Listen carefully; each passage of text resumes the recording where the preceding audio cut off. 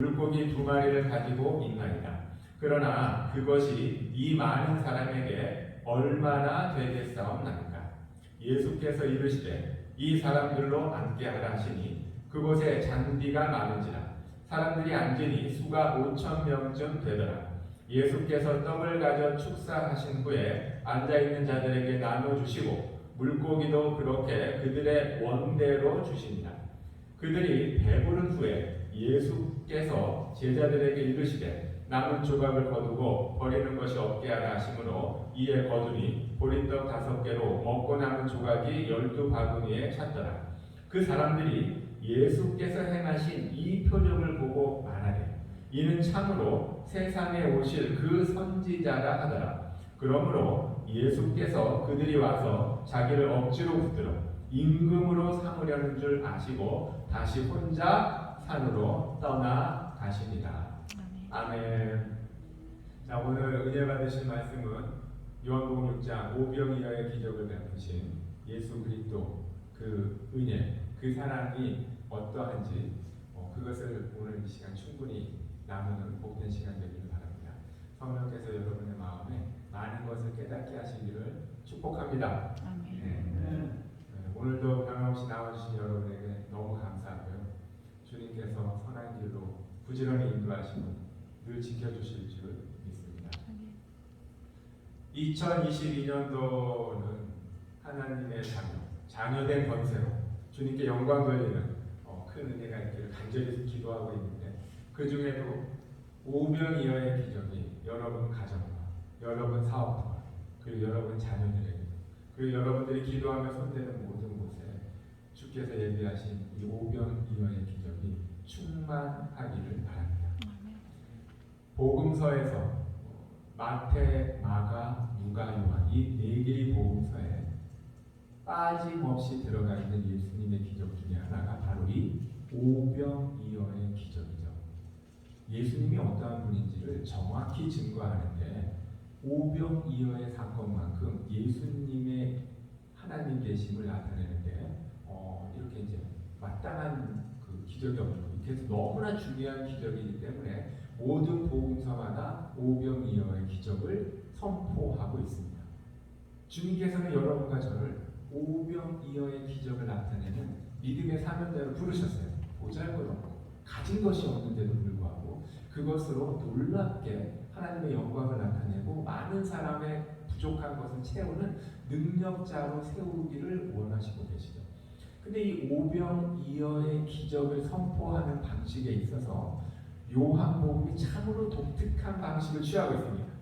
근데 이게 우리가 한글로 읽다 보니까 마태, 마가, 누가나 요한복음이나 한글로 읽다 보니까 이 장치, 성령의 감동으로 이렇게 심어놓은 장치가 눈에 잘 안 띄어요. 저도 이제 주석을 보고 나서야 이게 이렇구나 하는 것을 알게 되는데 그 은혜가 여러분과 저에게 잘 들리기를 바랍니다. 이게 이제 쉽지는 않지만 마음을 모으고 도대체 무슨 말씀을 하려고 하시는가 잘 듣는 은혜가 있기를 바랍니다. 오병이어가 일어난 그 시기와 장소를 독특하게 사도 요한이 그걸 말씀하고 있습니다. 그 3절 보시겠습니다. 3절에 보면 예수께서 산에 오르사 제자들과 함께 거기 앉으시니, 즉 오병이어의 기적이 어느 곳에서 일어났냐면 예수님께서 산에 오르실 때 그곳에서 오병이어의 기적을 베푸셨다는 것을 말씀하고 있습니다. 이스라엘에는 그렇게 높은 산이 없고요. 작은 언덕이나 구름 이런 것이 많습니다. 그래서 다른 복음서에도 들판이라고 적어놓은 데가 있거든요. 근데 그것을 굳이 요한복음 요한은 산이라고 기록을 하고 있습니다. 왜냐하면 이 산이라는 이미지가 이스라엘 백성에게는 매우 중요한 이미지를 갖고 있기 때문에 그렇습니다. 왜냐하면 산에 올라간 사람 중에 생각나시는 분이 누가 있습니까? 이스라엘 백성에게는 대표적으로 모세가 산에 올라간 장면이 가장 인상적으로 남아있습니다. 산에 올라갔다는 것은 하나님을 만나러 올라갔다는 것. 결국 산에 오르신 예수님을 말씀하면서 예수님이 어떠한 분이신가, 바로 모세가 말씀했던, 모세가 예언했던 내 입으로 나와 같은 선지자가 나올 터인데 그 선지자의 말씀을 따라가도록 모세가 강력히 얘기한 것을 생각나게 하는 면도 있고, 그리고 산에 올라갔다는 것은 하나님을 만나러 올라갔다는 거죠. 예수님이 바로 하나님이심을 요한복음은 이것을 말씀하고, 이것이 이스라엘 백성에게는 의미심장하게 들릴 수 있었어요. 근데 이제 저와 여러분에게는 좀 상황이 다르죠. 요한복음은 예수님을 하나님으로 선포하고 생각하도록 하는데 최대한의 선포를 하고 있는 것입니다. 제가 엘살바도르로 오게 되면서 엘살바도르 나라의 이름이 주님은 구원주이시다 라는 것에 깜짝 놀랐고, 그리고 또 이 엘살바도르의 수도가 산살바도르, 구원주이신 예수님은 거룩하시다, 예수님은 하나님이시다는 신앙 고백을 하게 됩니다. 그런 곳으로 오게 돼서 상당히 적지 않게 놀랐는데, 와서 보니까 우리가 살고 있는 이 지역이 산악지대, 높은 평지가 아닌 산지대입니다. 결국 여러분들이 살고 있는 것은 늘 예수님을 생각할 수밖에 없는, 늘 예수님을 하나님으로 생각해야만 하는 그러한 도시, 그러한 나라, 그러한 환경에 주님께서 인도하신 것을 생각해보면, 이게 참, 이곳은 정말 특별한 은혜의 땅이구나 하는 생각을 많이 하게 되죠. 그리고 요한복음을 읽는 이스라엘 백성, 요한복음을 통해서 메시지를 전달받는 사람들의 이미지도 주님이 원하시는 것은 그거예요. 예수님은 하나님이심을 생각하며 접근할 것을 성경이 인도하고 있죠. 다른 복음서에서는 오병이어의 기적이 저녁 때 많은 무리가 모여들었는데 그들의 배고픔을 먼저 말씀하고 있었거든요. 근데 요한복음에서는 하나님이심, 예수님이 하나님이심을 먼저 생각하게 하려는 의도가 매우 강력합니다. 이것은 요한복음 1장에 나와 있는 분위기와도 똑같죠. 예수님은 이 땅에 오셨어요. 세상을 창조하신 주님께서 이 땅에 오셨는데, 주인이 오셨는데 세상은 예수님을 알아보지 못한다. 하물며 하나님의 백성조차도 예수님을 알아보지 못했다를 말씀하고 있듯이, 지금 오병이어의 기적도 마찬가지예요. 예수님을 먼저 하나님으로 선포하고 있는 거예요. 산에 오르셨어요. 산에 오르셨고, 그 다음 시기가 어느 정도냐면 4번에 마침 4절에 보면 마침 유대인의 명절인 유월절이 가까웠죠. 오병이어의 기적을 일으킨 때가 산에서 베풀었을 뿐만 아니라, 그리고 그때는 유월절이라는 거예요. 아니, 유월절은 이스라엘 백성에게 더 특별한 시기 아닙니까?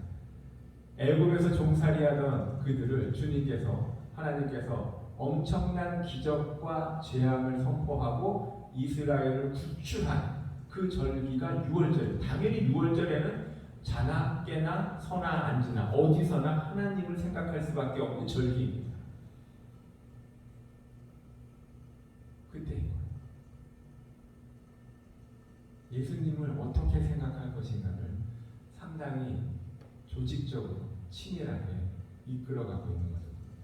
여러분과 저도 어디서 생활하든지, 주일은 물론 오늘 주일입니다. 주일은 당연히 예수 그리스도 하나님이심을 생각하고 그 은혜에 젖기를 바랍니다. 주일뿐만 아니라 월, 화, 수, 목, 금, 토 모든 평일이 주님과 함께 동행하고 늘 주님을 생각하는, 주님과 연결해서 살아가는 것을 떼어놓고는 우리는 살아갈 수가 없습니다.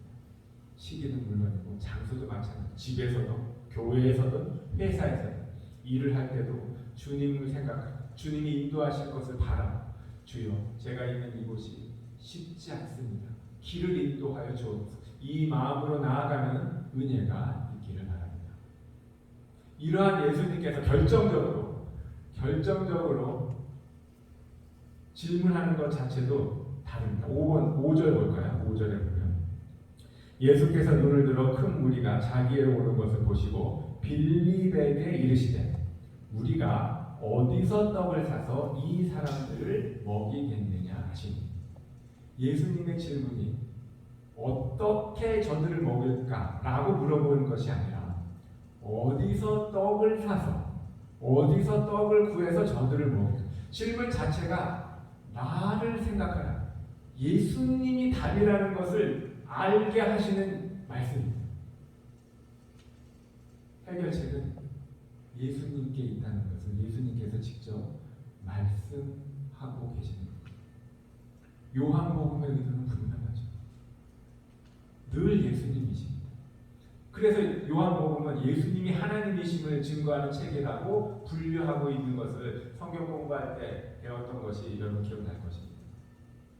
마태복음은 예수님을 왕으로 증거했고, 마가복음에서는 예수님을 성실히 마치 하인처럼 소처럼 끊임없이 부지런히 우리를 섬기는 예수님으로서 마가복음이 등장하고 있죠.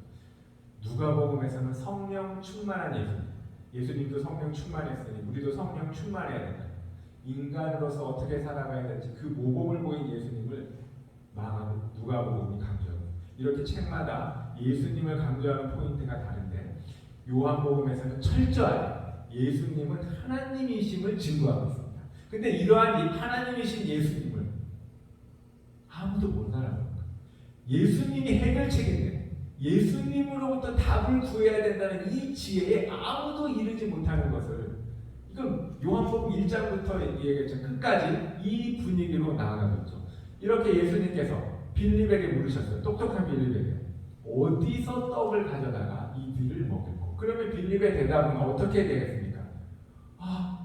그건 우리가 할 수 없으니 예수님, 주님께서 하십니다. 이렇게 나왔어야 되는데 빌립의 생각은 뭐였죠? 여기 모인 사람들을 먹이려면 200데나리온으로도 부족할 것 같습니다. 그의 명석한 두뇌와 빠른 계산으로 여기 모여있는 사람들의 떡을 구하는 데 필요한 비용을 생각하고 있었어요. 그는 어떻게를 생각하고 있었던 것이죠. 비용만으로도 200데나리온. 한 데나리온은 당시 노동자가 하루 일해서 받을 수 있는 하루 품삯이었습니다. 그러니까 200데나리온이면 200일 정도를 일을 해야 얻을 수 있는 품삯. 그것으로도 5,000명 이상이 되는, 남자만 5,000명이 되는 이 군중을 먹이는데 부족할 수 있습니다. 라고 빠르게 계산을 한 것입니다. 세상에 똑똑한 사람 너무 많죠. 똑똑한 그 머리로 할 수 없는 것들, 그것을 주님께 의지하는 지혜가 진짜 지혜이고 진짜 은혜인 줄 믿습니다. 그 똑똑한 머리로 기껏 계산을 하고 상황 파악은 됐지만 이 해결책이 예수님께 있다는 것을 미처 생각을 하지 못하고 부정적인 대로 흘러가는 것이 빌립이었듯이 이 세상도 마찬가지입니다. 우리가 사는 이 세상 얼마나 엄청난 문제들, 사건들 끊임없이 우리를 괴롭히고 힘들게 합니다. 그 문제들 우리 힘과 능력으로 막다 안 되다가 결국은 지쳐서 더 이상 할 수 없네. 이것이 우리가 생각하는 일이죠. 대부분의 사람들은 이 인생의 파도에 풀 수가 없어서, 해결할 수가 없어서 지치고 넘어질 때가 많아요. 바로 그 지치고 넘어질 때 이제는 주님께 눈을 돌리는, 예수님께 의지하는 이 지혜가, 이 은혜가 있어야 되는데 우리 힘으로는 그 지혜를 발휘하는 것이 불가능합니다. 빌립이 그랬듯이 이 세상의 모든 사람은 예수님께서 이것을 해결해 주실 거라고 생각하는 것이 쉽지가 않지. 그러나 여러분과 저는 어떤 문제를 당하든지 어떤 상황에 있든지 늘 예수 그리스도 주님만을 생각하며 살아가시고, 그 문제를 도저히 해결할 수 없는 상황이라 할지라도 마지막 의지할 것, 예수 그리스도 주님을 놓치지 않는 은혜가 있기를 바랍니다. 이것이 우리에게 필요한 것이죠. 전쟁터 같은 이 삶을 우리의 힘과 능력으로 어떻게 버텨나갈 수 있겠습니까? 주님이 늘 함께 계시면서 어디서 이 문제를 해결할 수 있겠냐라고 늘 끊임없이 물어보시는, 성령으로 물어보시는 이 은혜가 주여, 주님께 답이 있습니다. 이렇게 대답하는 지혜가 여러분과 저에게 있기를 바랍니다. 이것으로 살아가는 우리 엘살바도르 한인교회 모든 성도님들이 되시기를 바랍니다. 빌립뿐만 아닙니다. 이제 한 사람 더 나오죠. 자, 8절과 9절 볼까요? 8절과 9절 보면 제자 중 하나 또 시몬 베드로의 형제 안드레가 예수께 여짜오되 여기 한 아이가 있어 보리떡 5개와 물고기 2마리를 가지고 있나이다. 그러나 그것이 이 많은 사람에게 얼마나 되겠사옵나이까. 오병이어 어린아이 도시락으로 많은 사람을 먹였어. 우리가 갖고 있는 것이 하찮은 것, 너무나 작은 것이지만 주님 앞에 가지고 가면 주님께서 축복하시면 엄청난 기적이 일어나죠. 이건 사실입니다. 이건 사실이에요. 근데 누가 이 어린아이의 도시락을 예수 그리스도께 갖다 줬는지 궁금해했었는데 그걸 요한복음에서 요한이 안드레가 주님 앞에 오병이어의 도시락을 인도했다는 것을 딱 발견하고는 그래서 안드레에 대한 칭찬이 매우 긍정적입니다. 안드레는 매우 긍정적인 사람이었고 안드레처럼 겸손하게 우리가 갖고 있는 작은 것이라도 주님께 드리는 지혜와 믿음 있기를 바라는 이런 분위기가 상당히 많습니다. 너무나 나쁜 해석은 아닙니다. 그리고 사실 이런 자세로 살아야 돼. 근데 오늘 요한복음에 있는 말을 보면 우리가 생각하는 것 이상으로 안드레가 그렇게 주님께 긍정적이었던 것만은 아닌 것으로 보입니다. 아이의 도시락을 가지고 갔지만 주님께 말한 것은 이게 있긴 하지만 오병이어가 있긴 하지만 이게 5,000명이나 넘는 이 사람들에게 무슨 소용이 있겠습니까? 사실은 안드레도 빌립과 마찬가지로 부정적인 생각에서 이렇게 크게 차이가 50보 100보였던 것으로 생각합니다. 모두가 다 예수님을 하나님으로 알아보는 데 실패하고 있고 예수님께서 문제를 해결해 주실 거라는 것에 큰 기대가 없었던 상황. 그럼에도 불구하고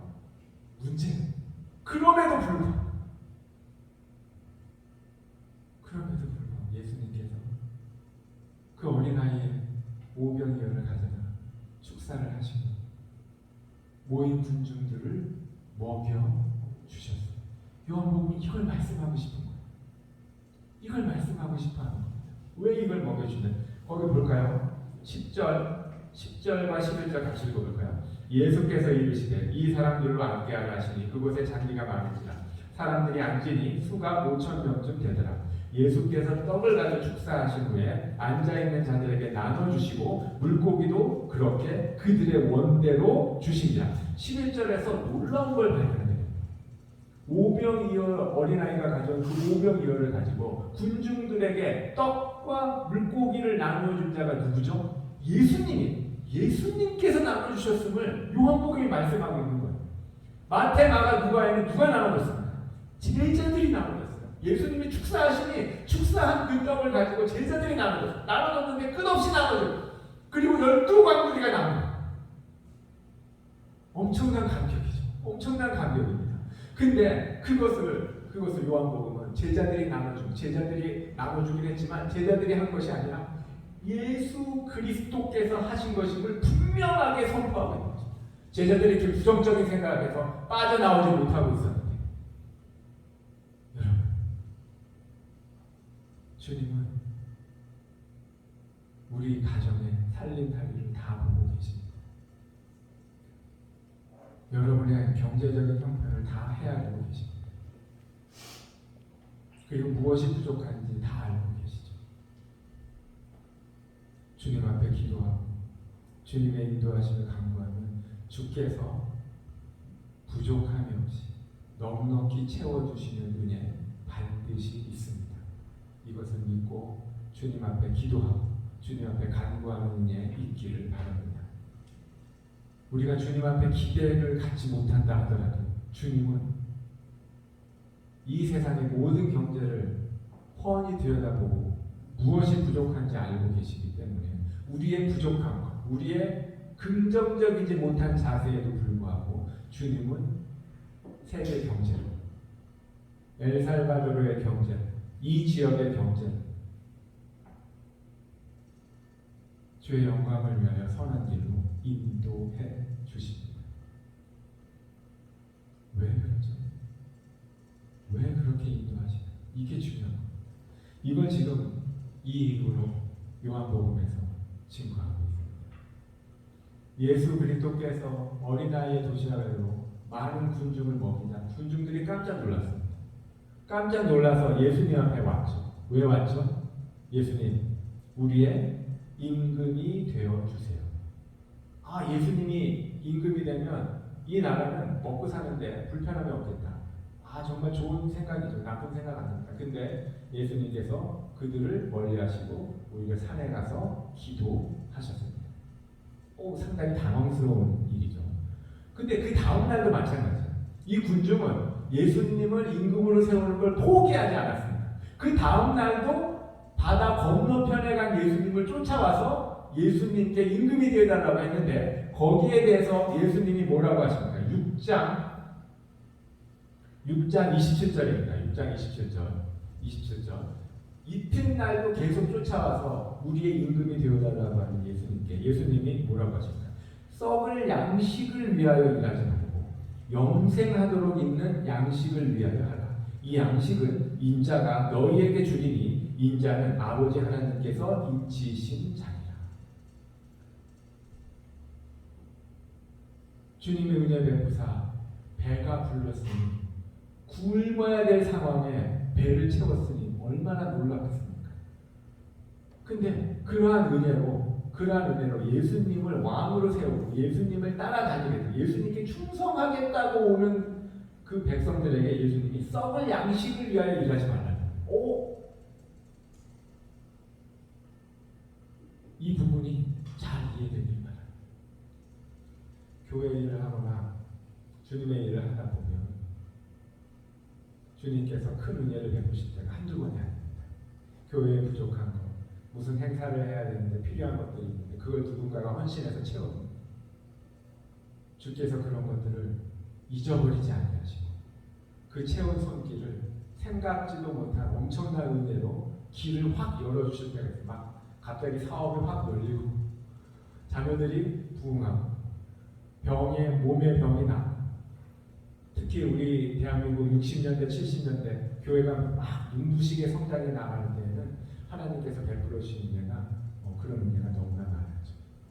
주님께서 은혜 베푸시사 우리의 경제가 채워지고 배가 부르게 되면 그 감격이 너무나 커서 예수 그리스도께 충성하고 싶은 마음이 자연스럽게 일어날 수밖에 없습니다. 근데 그때 조심해야 될 것은 배부른 까닭에 더 배부르고 싶어서 예수님을 이용하여 예수님을 따라하는 그런 마음을 주님께서 경계하고 계시는 거죠. 그러지 않아도 주님은 우리의 필요한 것들을 채우실 마음이 있어요. 필요한 것들을 채우고 싶어 하시는 마음이 주님께 있습니다. 그것을 왜 채워주시느냐 하면 그것을 채우는 예수님으로부터 더 배를 채우는 것에 집중하기보다는 우리의 배를 채워주시고 우리의 경제 문제를 해결해 주신 주님께서 더 큰 것을 채워주시려고 하는 것을 깨닫고 그것을 바라보고 나아가기를 주님이 원하시고 계십니다. 그것이 요한복음 6장에 나와 있는 말씀입니다. 6장 51절 보겠습니다. 6장 51절 제가 읽어드리겠습니다. 나는 하늘에서 내려온 살아있는 떡이니 사람이 이 떡을 먹으면 영생하리라. 내가 줄 떡은 그 세상의 생명을 위한 내 살이니라 하십니다. 주님은 우리의 배를 채워주실 뿐만 아니라 영원히 사는 은혜도 함께 주고 싶으십니다. 그리고 이것은 반드시 우리에게 주고 싶어 하시는 거예요. 영원히 사는 예수 그리스도를 먹으면 그 살을 먹으면 영원히 사는. 근데 이 말이 어렵죠. 아니 우리가 어떻게 예수 그리스도의 살을 먹습니까? 그래서 57, 58절 제가 읽어드리겠습니다. 살아계신 아버지께서 나를 보내시되 내가 아버지께로 말미암아 사는 것 같이 나를 먹는 그 사람도 나로 말미암아 살리라.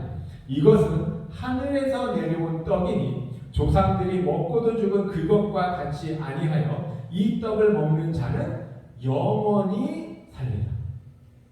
예수 그리스도를 먹는 자, 예수 그리스도를 먹는다는 건 말씀을 먹는 거예요. 말씀이 육신이 되어 오셨거든요. 말씀이 육신이 되어 오신 예수 그리스도, 예수 그리스도의 살을 먹는다는 건 주님의 말씀을 먹는 것입니다. 주님의 말씀을 먹는 자는 영원히 삽니다.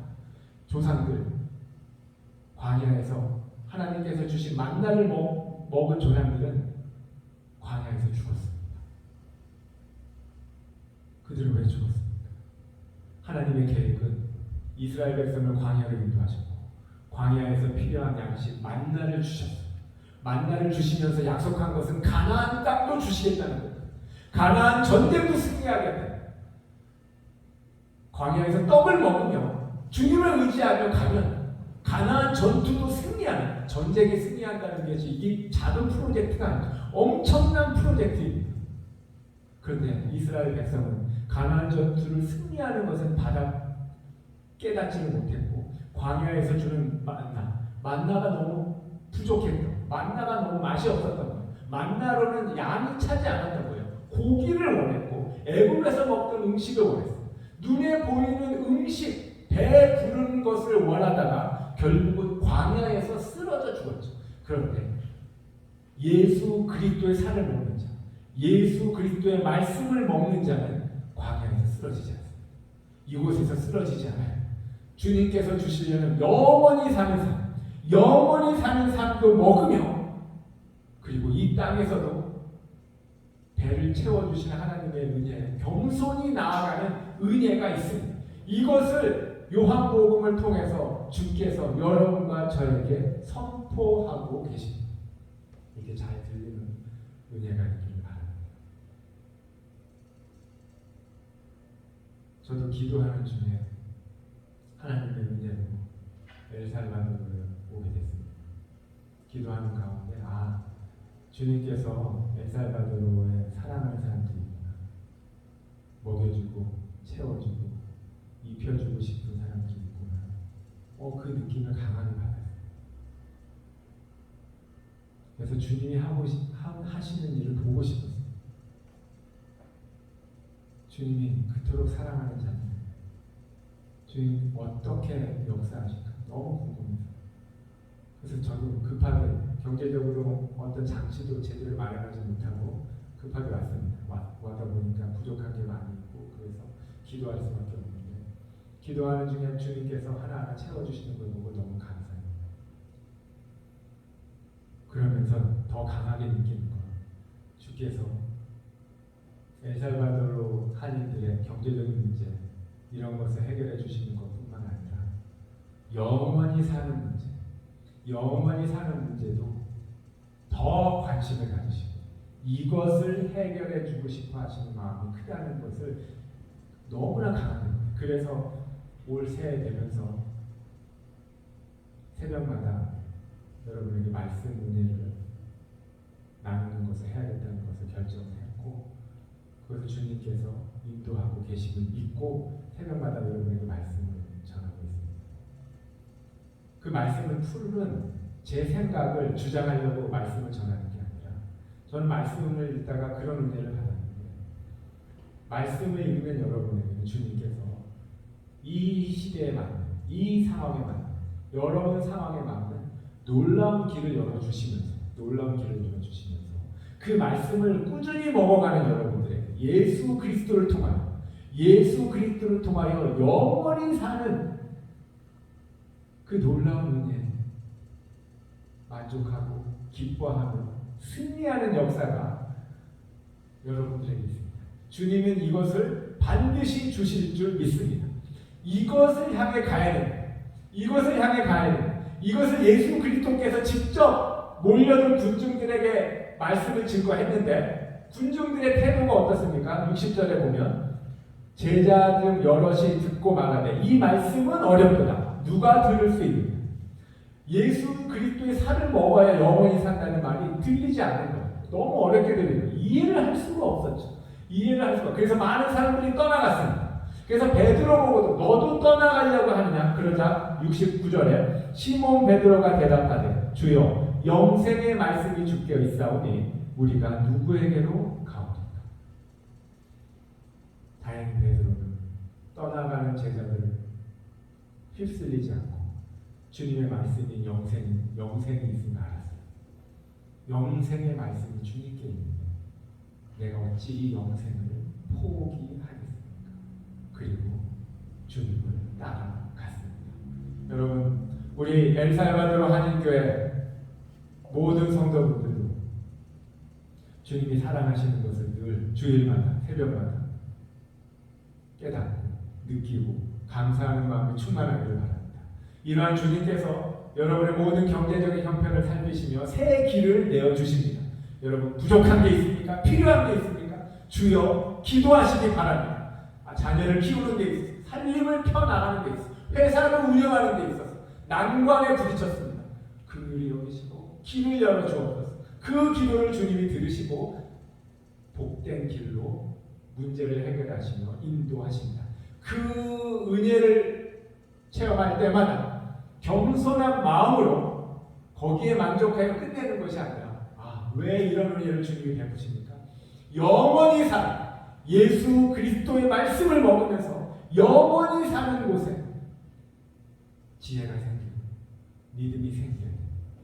이것이 생길 때 여러분의 삶, 우리의 삶은 균형을 잡고 어떠한 삶을 살아도 행복하고 보람, 은혜로 사랑을 실천하고 하나님의 뜻을 따라가고 좌우로 치우치지 아니하고 주의 은혜의 보좌 앞에 담대히 나아가 기도하는 것마다 응답받으며 나아가는 복된 역사가 바로 교회에 있습니다. 바로 예수 그리스도를 구원주를 믿는 모든 성도들에게 있죠.